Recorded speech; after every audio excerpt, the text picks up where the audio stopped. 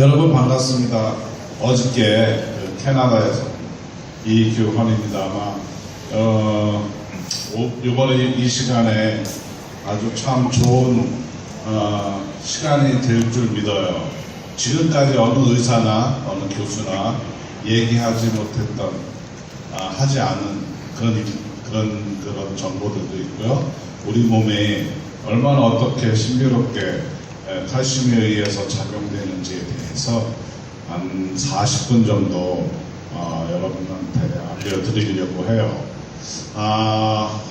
강의 끝난 다음에 Q&A 시간이 있는데요.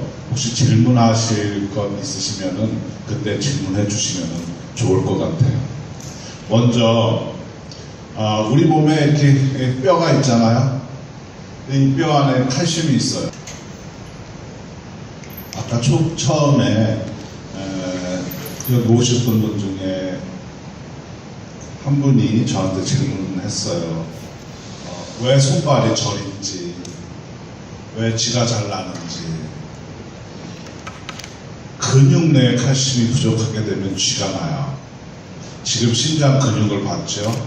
심장 근육에 칼슘이 공급이 안 되면 우리 부정맥이라고 들어봤죠? 불규칙적으로 심장이 뛰는 거죠. 칼슘이 공급되지 않으면 부정맥이 올 수가 있어요. 칼슘이 공급되지 않으면 쥐나 이런 것들이 나게 되어 있어요.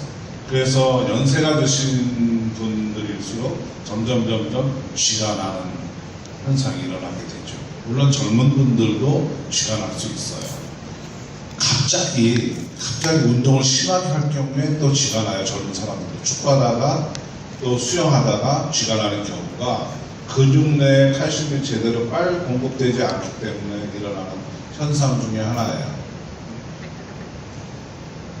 칼슘이 공급되지 않으면 심장이 이렇게 멈춰요.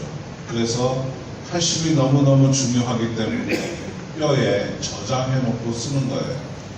우리가 아침서부터 주무실 때까지, 잠들 때까지, 그리고 잠들면서도 심장은 움직여요. 아침을 만약에 굶는다면 아침부터 점심 때까지 우리가 일을 하잖아요. 생활도 하고. 그때 필요한 칼슘은 어디서 뺏쓰겠어요? 뼈에서 뺏쓰게 돼요. 그래서 뼈가 점점 없어지는 거죠.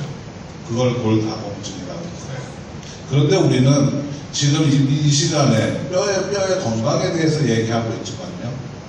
그보다 더 중요한 거는 제 몸무게가 80kg예요. 80kg 정도 되면 세포의 수가 몇 개 정도 될 것 같아요. 우리가 태어날 때 아기들의 한 3kg? 한 4kg 정도 되는 아이들의 세포의 수는요. 2억에서 3억 개 정도 돼요.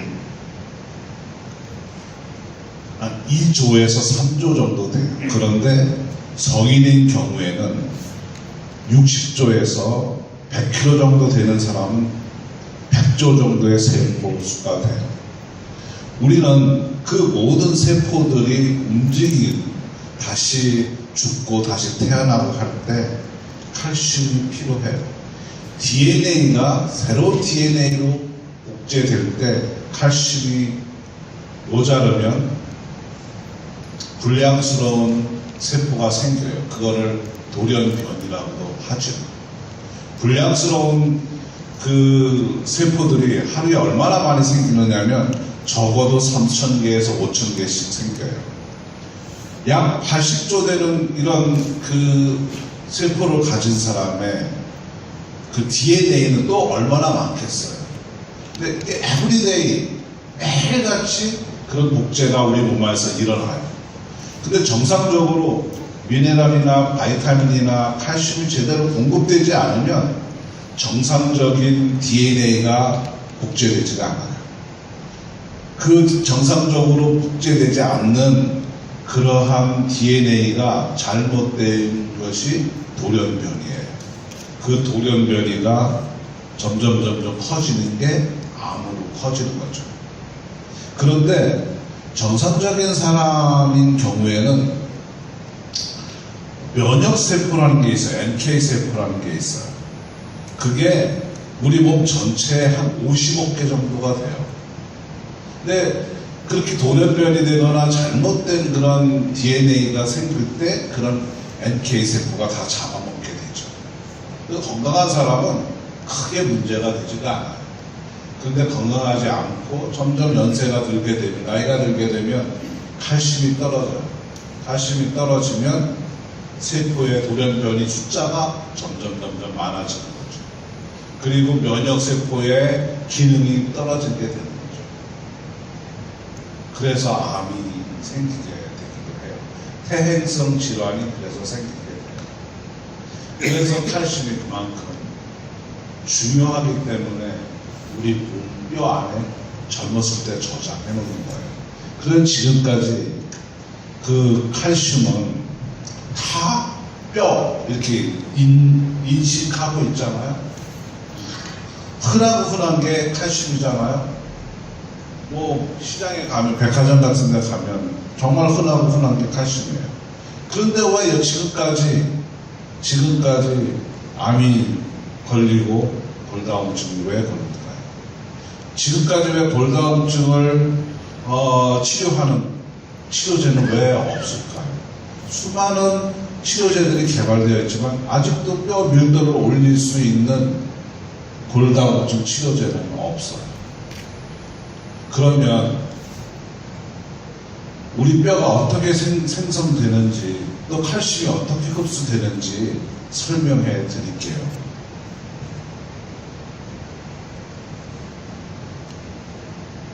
우리 위가 있어요.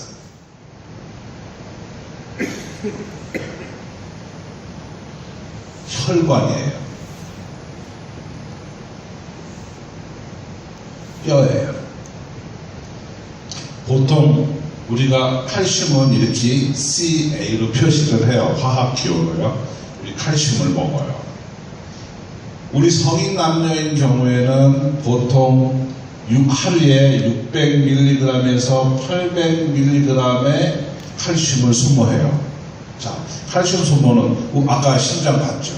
심장 뛰는데 칼슘이 필요해요.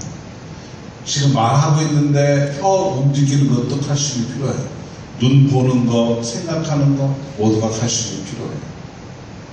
운동하는 거 더 많이 필요하죠. 운동하는 거. 근육을 사용해야 되니까. 그래서 통상 한 600에서 그 직업에 따라서 다르지만 한 800 정도, 800mg 정도가 필요해요. 그래서 일단 우리가 한 타블렛 정도의 그 칼슘 그 보충제를 먹게 되잖아요. 그래서 위에 이렇게 들어가요. 보통 그런데 그 칼슘제는 바이타민 D 플러스가 되어 있어요. 보통 칼슘은 십이지장에서 흡수가 돼요. 비타민 D가 꼭 필요해요. 칼슘 흡수되면. 그래서 보통 아무리 많은 양의 칼슘을 먹더라도 다 흡수는 안 되지만 그래도 10%에서 15%는 흡수가 돼요. 그럼 만약에 우리가 1000mg의 칼슘 타블렛을 먹으면 최소한 100mg, 1000mg에 10%, 100mg은 흡수가 되죠. 그게 혈액 내로 들어가요. 그런데 문제는 아까 심장 근육을 움직이는 칼슘은 어떤 칼슘인가? 이 칼슘은 심장 근육을 못 움직여요. 이상하죠? 제 몸에 있는 피를 모조리 빼면요, 얼마나 될까요? 피를 다 빼면 5리터 정도 돼요. 체중에 따라서 좀 다르지만 제 몸에 있는 피를 다 빼면 5리터 정도 돼요. 5리터 안에 칼슘이 얼마나 들어있을까요? 5리터 안에. 5리터 안에 칼슘은요 500mg 들어있어요. 그러니까 한 타블렛의 반 정도밖에 안 되는 거죠. 500mg 들어있어요. 근데 아까 그 심장 근육을 움직일 수 있는 칼슘은 이온 칼슘이라고 해요. 그 이온 칼슘의 양은 절반 정도 돼요. 250mg 정도 돼요. 그런데 이건 뭘까요? 비타민 D에 의해서 흡수되는 칼슘은요, 단백질하고 결합되어 있어요. 그래서 그걸 단백질형 칼슘이라고 그래요.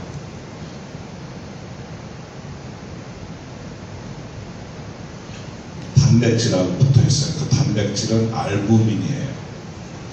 이 칼슘은 운동을 하지 않으면 끊어지지가 않아요.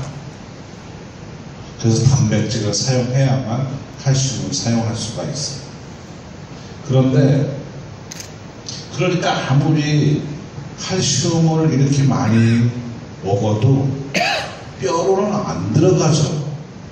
뼈로 들어가려면 이온 칼슘이어야만 뼈로 들어갈 수가 있어요. 왜 이온 칼슘이어야 뼈로 들어가느냐면 우리 목에 갑상선이 있어요.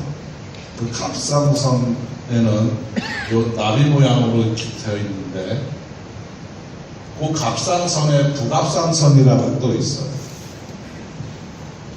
250mg의 이온 칼슘이 조금만 증가돼도요, 이 갑상선 호르몬이 나오게 되어 있어요. 뇌의 그 송과선에서 나오는 호르몬에 의해서 갑상선 호르몬이 나오게 되어 있어요. 그 호르몬이 나오게 되면 여기 있는 칼슘이 뼈로 들어가게 되어 있어요. 이 뼈에는 두 가지의 세포가 있어요. 조골세포라는 게 있고 파골세포가 있어요. 우리가 아침을 굶게 되면요, 칼슘이 필요하잖아요. 그러면 이 이온 칼슘 양이 떨어져요. 이온 칼슘 양이 떨어지면 이 파골세포가 뼈를 파쇄해서 혈액 안으로 집어넣어요. 그렇게 되면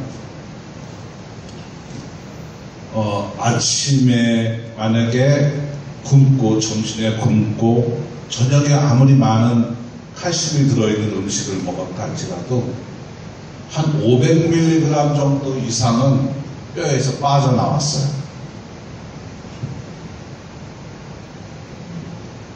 젊었을 때는 성장 호르몬도 나오고 또 여러 가지 기능이 정상적이라 우리가 먹는 것마다 뼈로 잘 들어가져요, 칼슘이. 근데 이제 나이가 들면 그 기능이 쇠약해져서 뼈로 안 들어가지죠. 특히 여자분들 같은 경우는 폐경이 되면 여성 호르몬이 많이 떨어져요. 여성 호르몬이 떨어지게 되면 1년에 3에서 4% 정도 골밀도가 낮아져요. 그래서 대부분 60 정도 되시면 3명 중에 한 분 여자분들은 골다공증이에요. 예전에는 골다공증이라는 말이 없었어요. 거의 없었어요. 왜냐하면 예전에는 한강 넘으신 분들이 그리 많지 않았거든요. 마을에도 한두 분이. 그리고 한강 지난 다음에 금방 이렇게 돌아가시고. 그러니까 골다공증이라는 게 없었는데 지금은 오래들 사시니까 골다공증이 이제 이슈화되어 있어요. 대부분 골다공증 걸리게 되면 뼈에 대해서 설명 한번 해드릴게요. 뼈는 가로뼈와 세로뼈가 있어요. 대부분 골다공증 걸리게 되면 세로뼈는 안 없어지고요, 가로뼈부터 없어져요. 왜냐하면 세로뼈는 지탱을 해야 되니까. 가로뼈가 없어지니까요, 옆으로 약간만 비틀려져도 툭 부러져요. 그래서 할아버지들이 그렇게 금방 별로 힘들지 않았는데 툭 이렇게 부러지는 이유가 가로뼈가 거의 없어졌기 때문에 그래요. 대부분 캐나다는 그래요. 캐나다는 1년에 한 6만 명 가까이 프랙처, 대퇴부 골절 할머니, 할아버지들이 많아요.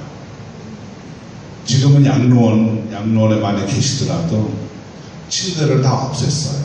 매트리스만 깔고 계시고 거기서 주무시는데 그 매트리스 한 15cm, 20cm 정도 되잖아요.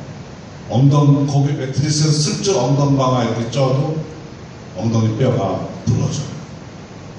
그러면 여자분들은 오래 못 사세요. 우리가 보통 젊은 사람들도 한 열흘 동안, 보름 동안에 입원시켜 놓으면 환자대가 되잖아요. 대사 기능이 다 떨어져요.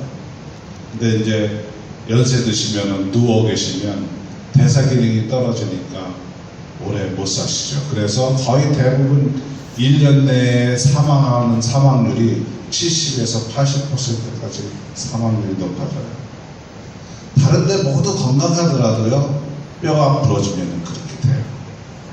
그래서 그 뼈가 그만큼 그렇게 중요한 거죠.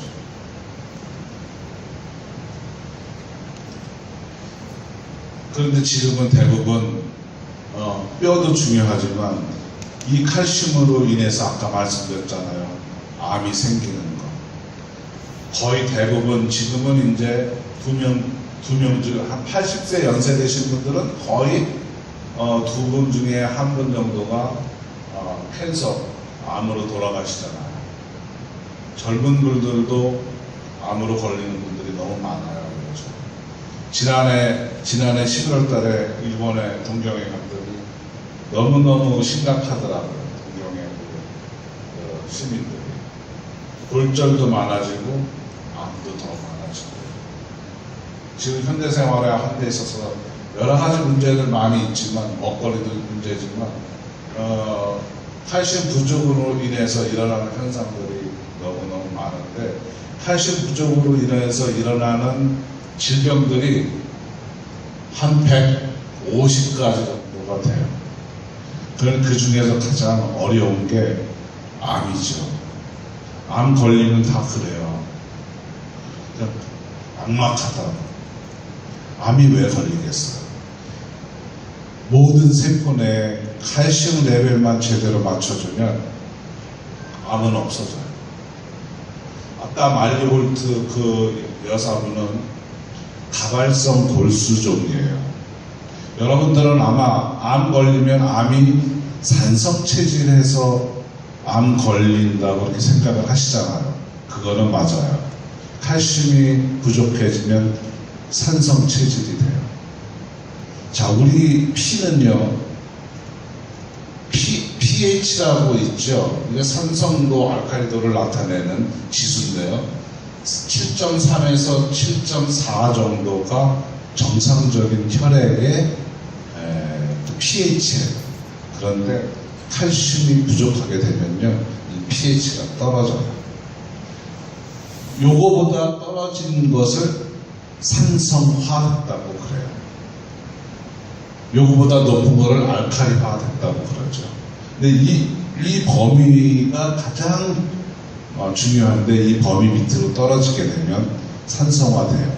산성화되면 먼저, 물론 칼슘이 떨어졌으니까 산성화되죠. 세포 내에 젖산이라는 게 생겨요. 아마 젖산 많이 들어봤을 거예요. 마라토너들이 오랫동안 달리면 근육에서 젖산이 생겨요. 우리가 암 환자분들이 아무리 이렇게 뭘 많이 드셔도 체온이 떨어지고 기운이 없다고 그런 얘기 많이 듣잖아요. 포도당이라고 있어요. 우리가 탄수화물을 먹게 되면 당으로 바뀌어요. 이 포도당은요, 산소하고 오트라는 산소하고 결합하면 이산화탄소하고 물하고 에너지가 나와요. 포도당 하나가 발생시키는 에너지의 양은 36 정도가 돼요. 그런데 암세포에서는요, 이렇게 안 되고 젖산이라는 게 나와요. 젖산이라는 게 나오면 에너지는 2밖에 안 돼요. 엄청 효율이 떨어지는 거죠. 그러니까 아무리 많이 먹고 그래도 에너지가 안 나오니까 체온이 올라가지가 않아요. 젖산이 생성되기 때문에 그래요. 그래서 산성화돼서 알칼리수, 알칼리 이온수 많이 좋다고 하잖아요. 그래서 그거 판매하는 사람들도 있고. 하지만 모든 암도 그렇지는 않아요. 아까 그 서양 할머니 같은 경우는 다발성 골수암이에요. 그런 경우는 젖살이 많이 안 나오고요. 암모니아가 많이 나와요. 이런 젖살 많이 나오고 암모니아 많이 나온다. 의사들은 잘 몰라요. 연구하는 사람들만 알죠. 암모니아가 많이 나오면 만약에 그런 저런 환자한테 알칼리수를 먹으면 그 다음날 까부러져요. 일어나지를 못해요. 의사들이 그런 거 많이 발견을 해요. 왜냐하면 암모니아가 나와서 그 암모니아는 물하고 결합하면 암모니아 수가 돼요. 그래서 알칼리화돼요. 그 알칼리 환경에서 자라는 암이 그거를 영어로 사르코마라고 써요. 육종이라고 그래요. 육종. 소프트셀에서 생성되는 암을 육종이라고 그러는데 그런 육종들은 대부분 암모니아를 품어져 나와요. 그래서 이 암들은요, 젖산이 됐든 암모니아가 됐든 그걸 품어서 나오면서 전이를 해요. 그런데 이제 의사들은 그러죠. 항암제 맞게 하잖아요. 그리고 방사선 치료하잖아요.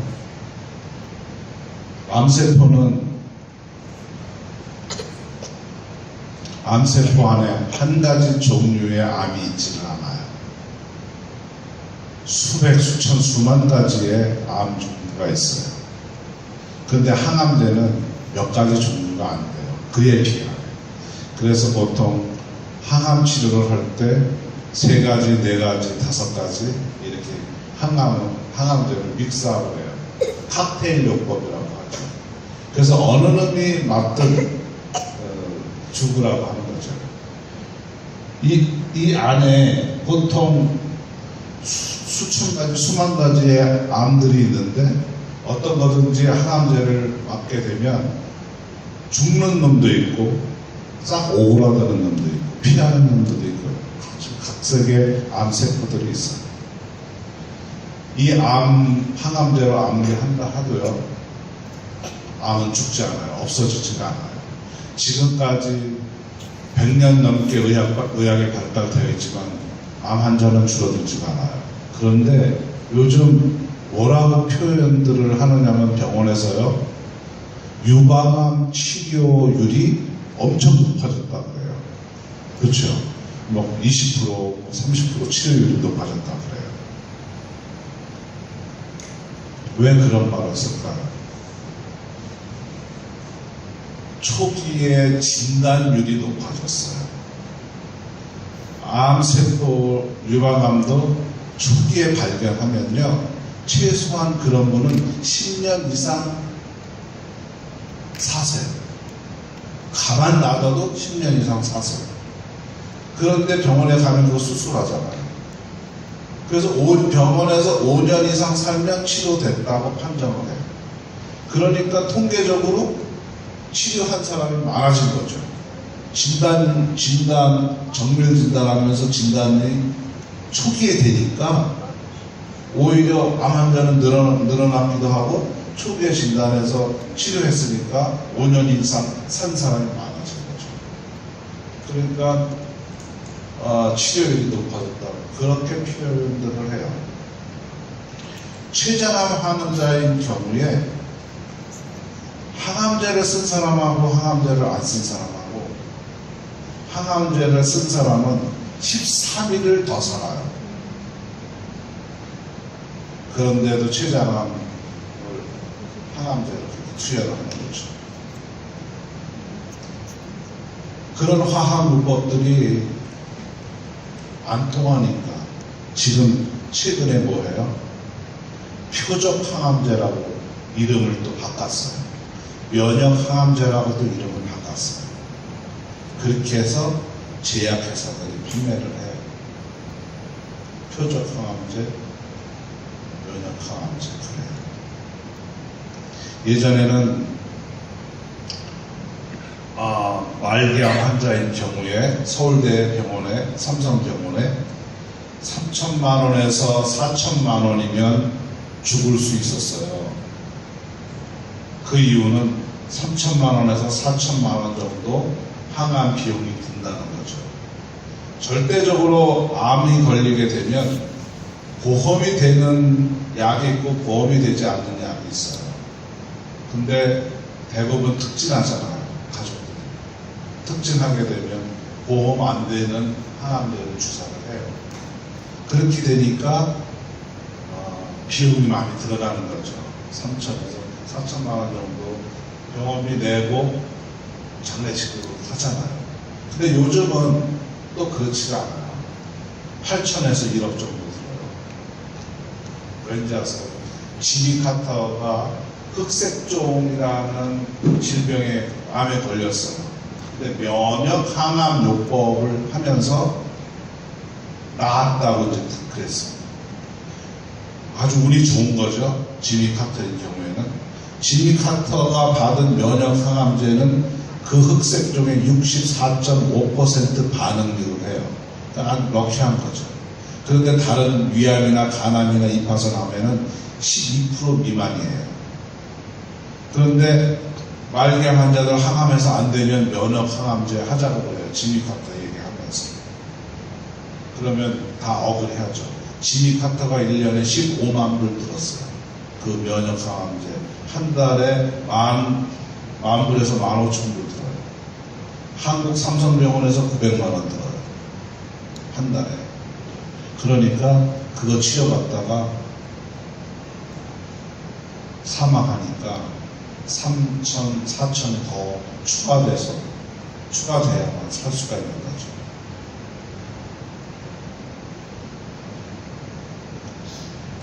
일 년 전에 이런 일이 있었어요. 30살 된 자매가 있었어요. 필리핀 선교사님 따님인데 삼성병원에 입원을 했어요. 말기 림프암이에요. 림프에 혹이 커서 폐도 누르고 간도 누르고 그래서 숨도 호흡도 제대로 못 쉬었어요. 그래서 그날 거의 치료도 이제 거의 다 항암제도 해도 라디에이션 해도 포기를 했는데 그날 의사가 그러더래요. 자정 넘기기가 힘드니까 준비하라. 그래서 제가 개발된 거를 급히 한국에 사람을 시켜서 그날부터 저녁부터 먹이게 했거든요. 200cc밖에 물을 못 먹었어요. 그날을 어떻게 넘겼어요? 한 달간 먹으면서 이 영은 자매라고 하는 이름이 영은인데 이 자매가 2리터까지 물을 먹더라고요. 그러더니 휠체어를 타고요. 사람하고 대화도 하고 손님도 많고 그랬는데 병원에서 면역 항암제 하자고 그러대요. 항암제는 케미컬이에요. 우리 몸에 들어오면 무조건 부작용을 일으킬 수밖에 없어요. 음식이 아니고는 우리 술을 먹어도 우리 몸에 술이 없으니까 그걸 도구로 봐요. 그래서 간에서 분해를 하죠. 항암제는 최악의 케미컬이에요. 그래서 미국 암연구소에서 88년도에 보고서를 냈어요. 지금 항암제는 증암제라고 그래요. 증암제. 암을 커지게 만드는 증암제. 지금 그런 사정인데도 불구하고 병원에서는 그 일을 해요. 그 영혼자매는 그 면역 항암을 하고 열흘 만에 천국 갔어요. 하지 않았었으면 살아날 수가 있어요. 그런 일이 너무너무 많아요. 칼슘 레벨만 제대로만 올려주면 건강 되찾을 수가 있어요. 어떤 거든지 그래요. 칼슘이 너무 중요하니까 정말 하나님이 뼈라는 걸 만들어서 뼈에다가 저장해 놓는 거죠. 근데 갑상선에 문제가 있는 분들 있어요. 갑상선 기능 항진증 저하증. 그게 뭐냐? 쉬워요. 갑상선은 우리 몸에 칼슘 레벨을 조절하기 위해서 있는 기관이에요. 그래서 칼슘이 모자르면 얼른 뼈에서 보충하는 거예요. 젊었을 때 칼슘이 넘어나면 얼른 뼈에다가 집어넣는 역할을 해요. 그게 갑상선, 우리 몸에 있는 그 갑상선 기능이에요. 그래서 갑상선 기능 저하증 있는 분들은 갑상선 호르몬제를 병원의 의사가 처방하잖아요.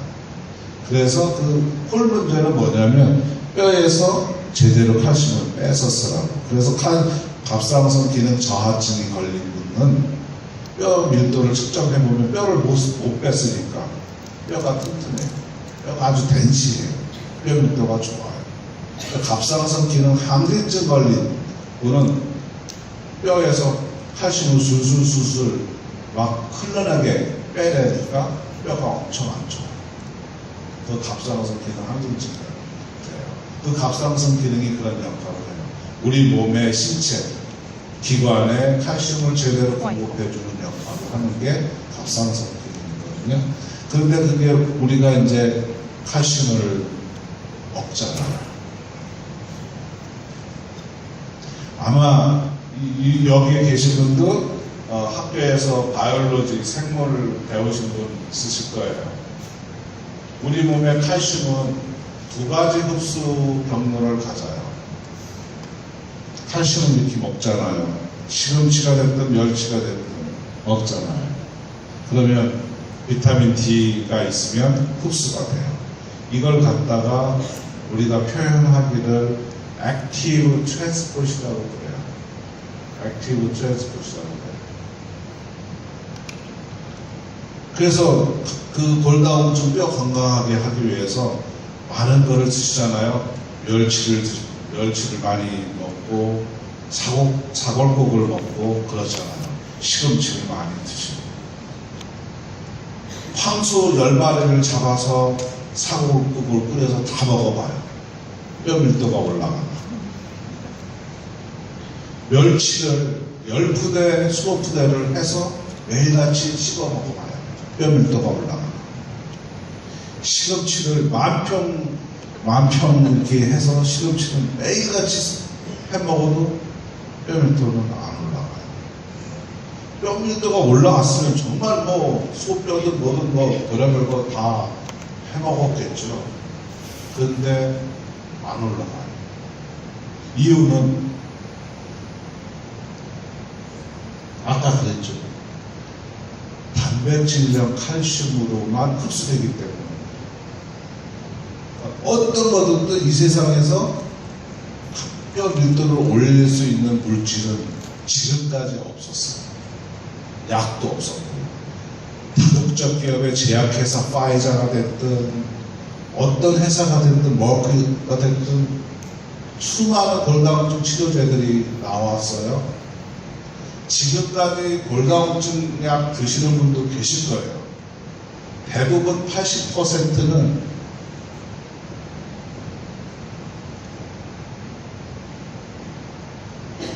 비스포스포네이트라는 화학 물질이에요. 그거는 요 파골세포를 꼼짝 못하게 만드는 역할을 해요. 비스포스포네이트라는 거예요. 그래서 그걸 먹게 되면 뼈에서 못 뺏는 거예요. 뼈는 유지가 되는 거죠. 80% 시장 병원에서 처방하는 거는 대부분 이 약이에요. 그 다음에 에스트로겐 수용치라고 있어요. 여자 호르몬. 그건 유방암이나 자궁암 이런 그 발병 그 찬스가 있어서 처방을 잘 안 하죠. 또 여러 가지 더 다른 그런 골다공증 약이 있는데 1년에 최고로 골밀도를 올릴 수 있는 게 4.1%인가 그래요. 1년에 최고로 골밀도 올릴 수 있는 지금 치료약들이 그래요. 자, 30%의 본 로스가 생겼을 때 4%의 뼈 밀도가 올라가면 얼마나 올라간 것 같아요? 거의 안 올라간 거나 마찬가지예요. 30%가 뼈가 없어졌는데 4%면 약 1.2%? 그러니까 28.8 정도밖에 안 되는 거죠. 그러니까 의미가 없어요. 그래서 지금까지 골다공증 치료제는 뼈를 유지시키는 것을 목표로 해요. 그걸 골로 해요. 그러니까 지금까지 어떤 물질도 뼈 밀도를 올릴 수 있는 그런 약제는 없어요. 이 방법밖에 없었기 때문에 그래요. 제가 그 새롭게 개발된 거는 이 칼슘이 그냥 일로 들어가요. 이걸 갖다가 뭐라고 하면 패시브 트랜스포트라고 그래요.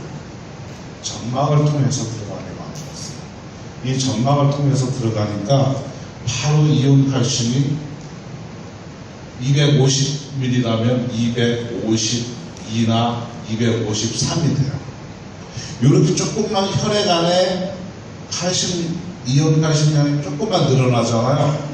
그럼 바로 갑상선이 기능을 해요. 그래서 2011년에 동물 실험을 한번 한 적이 있었어요. 쥐 실험부터 했었죠. 암놈 쥐를 난소를 제거를 하면 바로 골다공증이 걸려요. 아마 여기서도 수술하신 분도 계실 거예요. 자궁암 수술하면서 난소까지 제거하시는 분도 있고, 난소는 그대로 내는. 난소를 제거하게 되면 바로 아무런 조치도 안 하면 골다공증이 걸려요. 그런 쥐를 제가 개발한 칼슘을 먹여봤어요. 8주를 먹이니까 골다공증이 바로 정상 쥐가 됐어요. 뼈가. 그래서 그때서부터 사람들한테 해보기 시작을 했죠. 그랬더니 정말 30% 뼈가 거의 없어진 분이 전부 정상으로 되는 거예요. 그런데 뼈가 좋아지는 것이 문제가 아니라 7, 8년 전에 덴마크에서 실험을 한 보고서가 있어요. 25,000명 되는 여자, 남자 나누어서요. 50대에 뼈가 튼튼한 사람하고 뼈가 튼튼하지 않은 사람 평균 수명을 측정을 했어요. 20몇 년 동안 그 조사를 했는데 50대 뼈가 튼튼한 사람하고 튼튼하지 않은 사람하고 평균 수명이 11년 6개월 차이가 나요. 뼈가 튼튼하면요 골수가 튼튼해요. 골수가 강건해요. 골수에는 역할이 뭐예요? 면역세포를 생산하는데. 아까 그 말리홀트 골수 아니에요. 칼슘을 제대로 공급해 주니까 골수가 정상으로 되찾아졌어요. 아무리 항암제를 투여를 해도 골수암을 이겨낼 수가 없어요.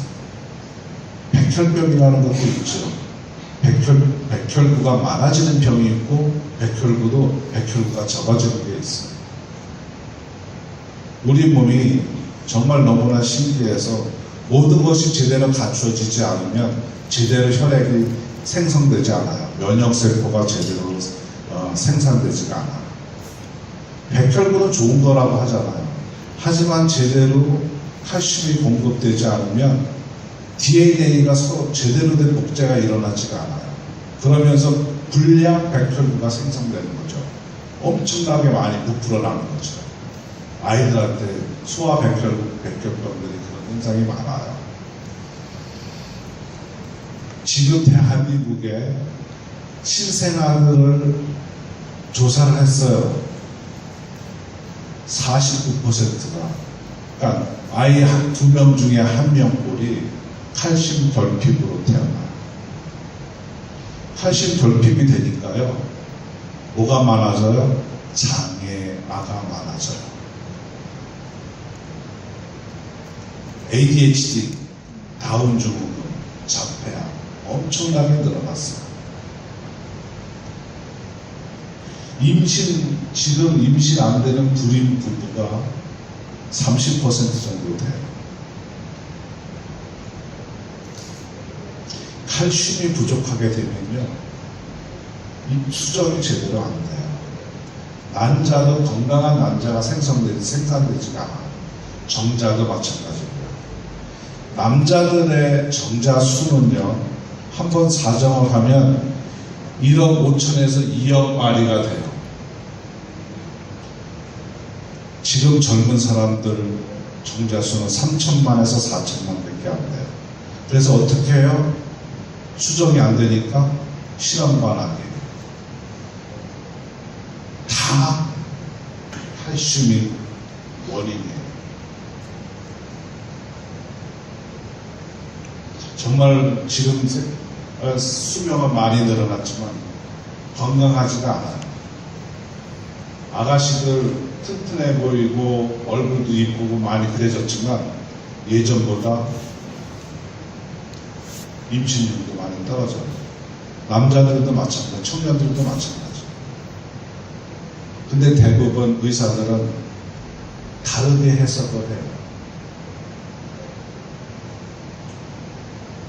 똑같아요. 농사 짓잖아요. 농사. 초기에 농사를 짓는 땅은요, 선교사님들이 그러더라고요. 농업을 해서 고추 농사를 해서 태양초 고추 만들어서 이렇게 선교에 쓰겠다. 첫해 밴쿠버에서도 있었던 게 어느 나라도 다 똑같아요. 고추 모종을 하면요, 첫해 얼마나 잘 되는지 몰라요. 고추가 아주 막 실하게 정말 잘 돼요. 농사 처녀지에는 농사 잘 돼요. 그런데 뭐 농사 별거 아니네. 가을에 그렇게 생각을 해요. 별거 아니고 잘 되니까. 두 번째 해 또 해봐요. 다 잘 돼요. 정말 별거 아니구나 이렇게 생각을 해요. 그런데요, 세 번째, 네 번째서부터 문제가 생겨요. 땅에 영양 밸런스가 떨어지기 시작하면 그때부터 병이 생겨요. 곰팡이가 생기고 벌레가 생겨요. 우리 몸도 똑같아요. 자, 여기 땅에서 자란 나무들이 곰팡이가 생기고 벌레가 생기면 어떻게 해요? 농약 뿌려요. 땅을 고칠 생각을 안 하고 농약을 뿌리려고 해요. 우리 몸에 암이 생기면 지금 현대의학은 암을 없애려고 해요. 암을 죽이려고 해요. 밑에서부터 올라오는데 암을 없애면 또 생겨요.